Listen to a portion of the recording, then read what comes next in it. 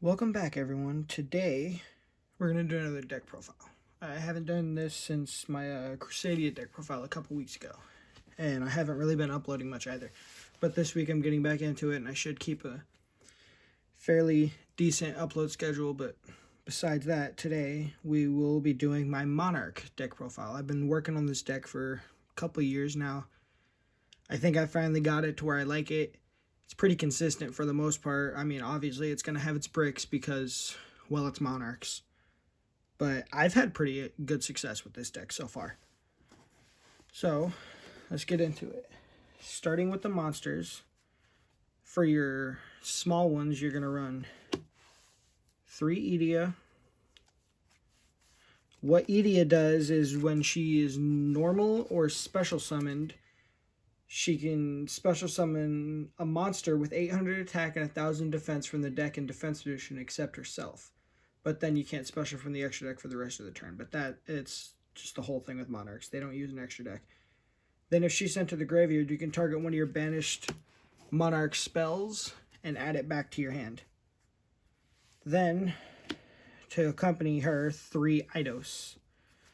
What Eidos does is when he's normal or special summon, during your main phase of that turn, you can tribute summon a monster in addition to your normal summoner set of that turn. So if you summon Edea and then special summon Eidos, it gives you a second normal summon to use to go into Ether or Erebus or one of your bigger Monarchs if you don't have domain up there already.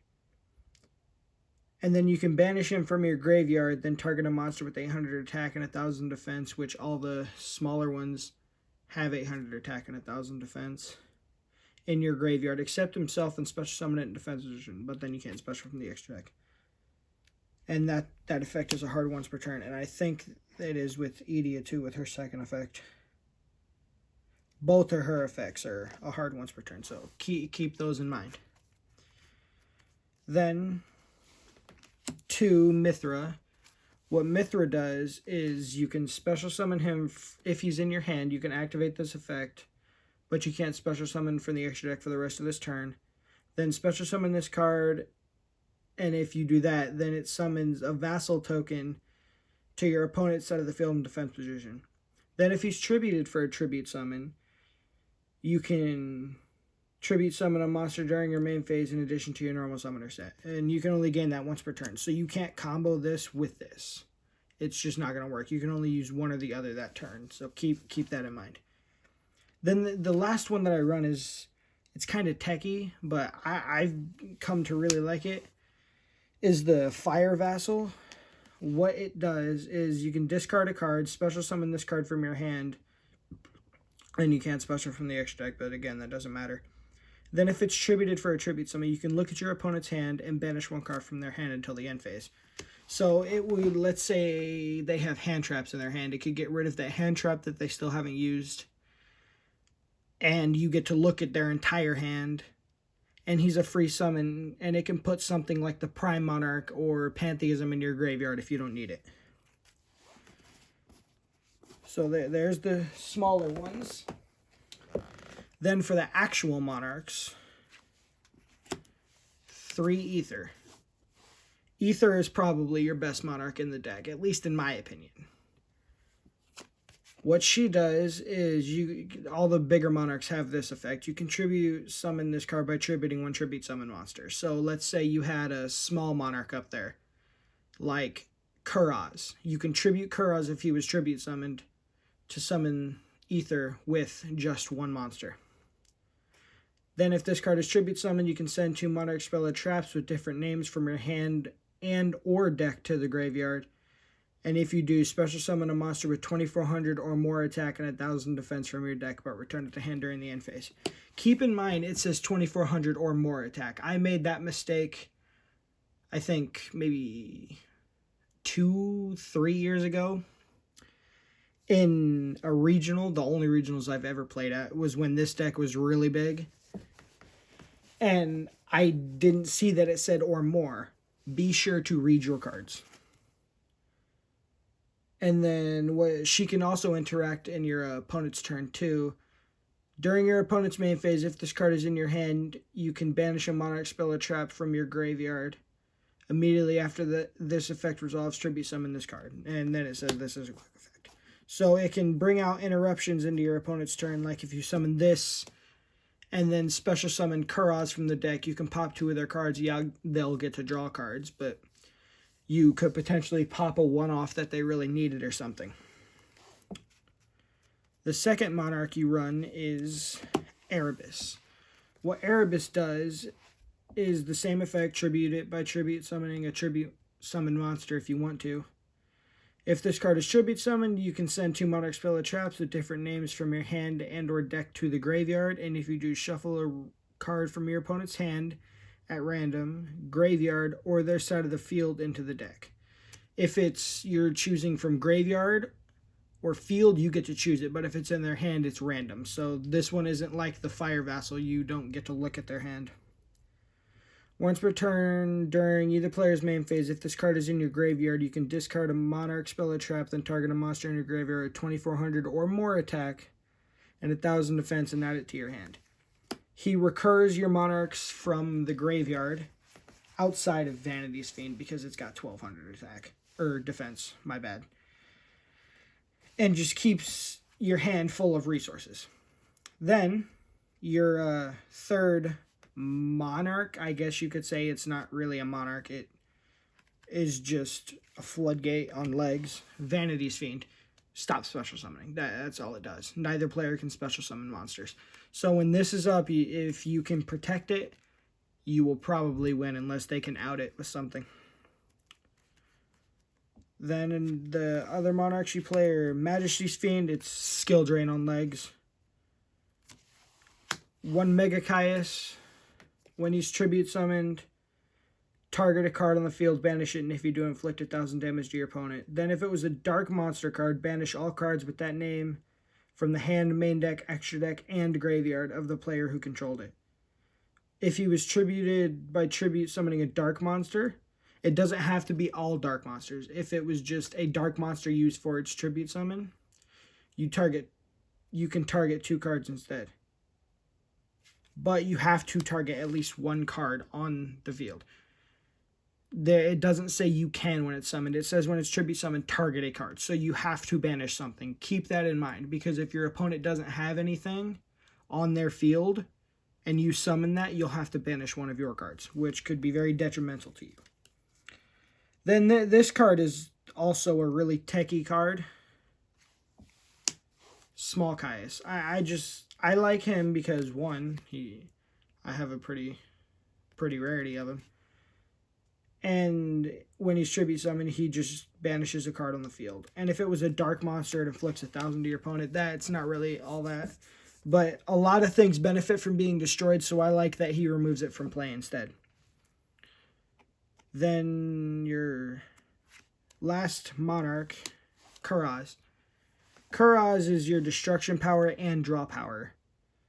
If he is normal or special summoned, he is the only Monarch that benefits from being special summoned. You can target up to 2 cards on the field, destroy those targets, and if you do, each player can draw a card for each of the cards they controlled that was destroyed by this effect. And he can't attack the turn he's normal or special summoned.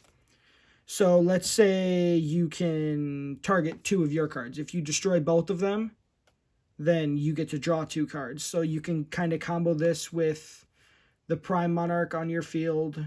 In return, when you summon him, you can chain both the Prime Monarch in return to search a card and to draw a card. And then when he destroys him, it draws 2 more cards. So you get 4 cards in your hand, and he's good for resources. Then the last card, it's another real techie card, but Illusory Snatcher. It's when you tribute summon a monster, you can special summon this card from your hand, and if you do, the type, attribute, and level of this card becomes the same as that face-up attribute tributed monster. He's just another body on board. That's all he is. And he's another card you can reveal in your hand with all the Monarch spell and traps because he's 2,400 attack and 1,000 defense. Now, moving on to the spells. 3 domain. You can't really run this deck without this card. It's way too good.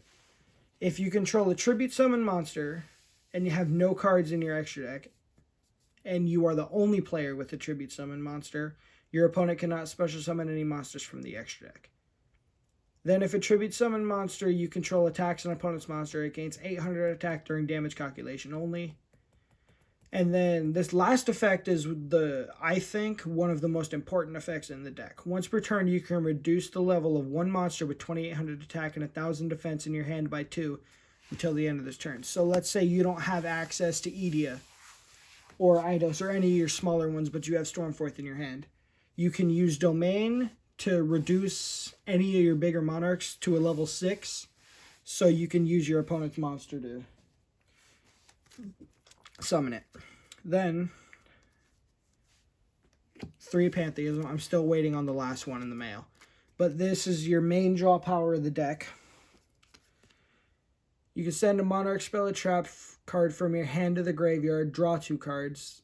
Then you can banish this card. Its second effect, you can banish this card from your graveyard, reveal 3 Monarch spell traps from your deck. Your opponent chooses 1 to add to your hand, and the rest shuffle back into the deck. But that effect is a hard once per turn. The first one, where you draw 2, is not, but the second one is. 3 Monarch Stormforth. That just all it does is let you tribute summon using your opponent's monster. And I'm pretty sure it's a hard once per turn. Yes, it is a hard once per turn. You can only use it once. 3 Tenacity. Tenacity is your main search card of the deck. You reveal a monster with 2400 attack or more attack and 1000 defense in your hand. And you add any Monarch spell or trap from your deck to your hand that you want. And that is also a hard once per turn.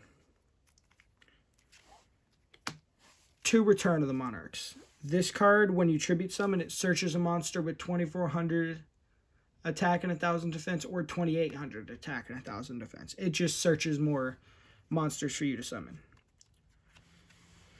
Then your last Monarch spell, March of the Monarchs. It protects your tribute summon monsters from being destroyed by card effect, targeted or destroyed by card effects. And then it says you can't special from the extra deck, but you're not using an extra deck. And then the last 3 spells, Reinforcement, because Edea is a warrior, so you can search that out. Terraforming, because you want Domain. And 1 for 1, because Edea is a level 1. That's it for the spells. Moving on to the traps, which there's only 4 of them. 2 Prime Monarch. What this does is, once per turn, you can target 2 Monarch spell or trap cards in your graveyard, shuffle them to the deck, then draw 1 card.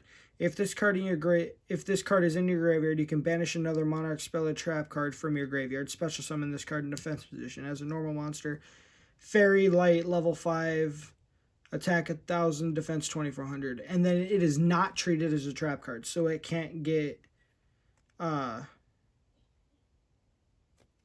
Twin Twisted. I couldn't think of the card. Or anything that destroys spell or traps. But you can only use this effect of the Prime Monarch once per turn. So it's just another body up there, and I like having 2. I tried it at 3, I tried it at 1. At 1, I didn't see it enough. At 3, I saw it too much. But I like 2. 2 is where it's at. Then 1 Monarch's Erupt. It's a skill drain, basically. Activate this card only if you have no cards in your extra deck and control a tribute summon monster. Negate the effects of all face-up monsters on the field while those monsters are face-up on the field, except tribute summon monsters. During the end phase, if you control no tribute summon monsters, send this card to the graveyard. So it's like a 4th Majesty's Fiend. Except when you tribute summon while this card is on your board, you get your effects, while your opponent still has none, assuming they're not tribute summoning. Then the last card in the deck, Escalation of the Monarchs. This card just lets you interact in your opponent's turn a little more. How Ether summons herself in your opponent's turn, this card allows you to summon during their main phase or battle phase. So you can just interact with certain things in their turn a little more. And yeah, that is the deck profile. I hope you guys enjoyed. If you want, let me know, and I will do a combo video over some combos that you can do with this deck.